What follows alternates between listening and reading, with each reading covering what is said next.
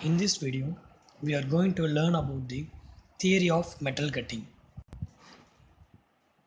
In industries, metals are made into different shapes and dimensions by using various metalworking processes. Majorly, they are classified into two types. They are non-cutting shaping or chipless or metal forming process. For example, forging, rolling, pressing, etc. Second type is cutting, shaping or metal cutting or chip forming process. For example, turning, drilling, milling, etc.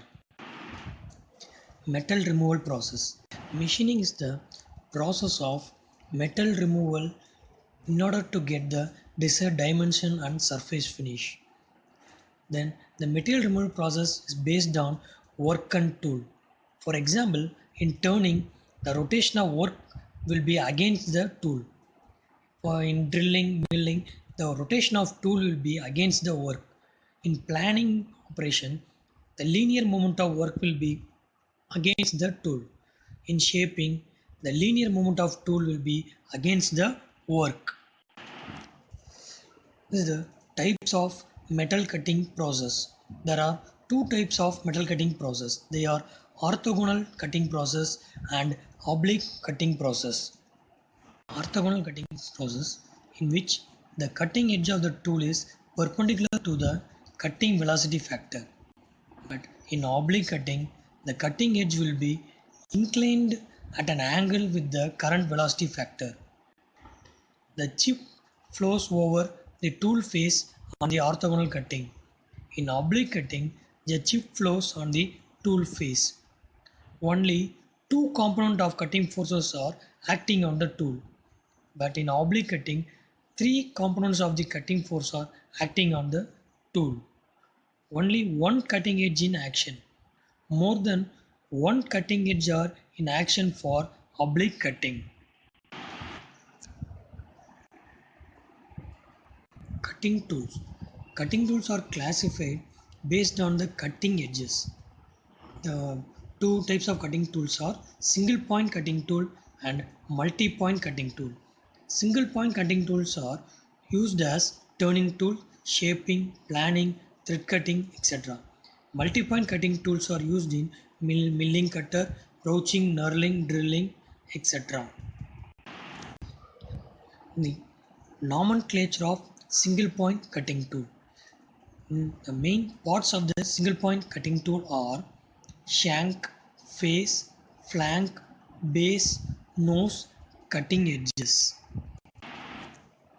The angles of single point cutting tools are top rack angle or back rack angle, side rack angle, clearance angle, cutting edge angle, nose radius and lip angle. The shank defines as the portion of tool bit which is not ground to form cutting edges and it will be in rectangular in cross section. Face, the surface against which the chip slides upward. Flank, flank is the surface which faces the workpiece. Base, the underside of the shank is known as base. Then nose radius, the conjunction of the side cutting edge, end cutting edge. Next we are going to see about mechanics of chip formation. The chips are formed from the material of the workpiece by the stress beyond its yield point under compressive force. This causes the material to deform plastically and shear off. The chips are classified into three types. They are continuous chip, discontinuous chip, continuous chip with build-up edge. First, continuous chip. When the cutting tool moves towards the workpiece, there occurs a plastic deformation in the workpiece and the metal is separated without any discontinuity and it will move like a ribbon. This discontinuous chips are mostly occurs in ductile materials in which it will be formed as the discontinuity in the formation of chips. Next, continuous chips with build-up edge. When cutting a ductile material, the compression of the metal is followed by high heat at tool face. This in turn enables part of the removed metal to be welded into the tool. This is known as build-up edge. Forces in machining are longitudinal force or feed force towards the workpiece, radial force or thrust force. Then third one, tangential force or cutting force.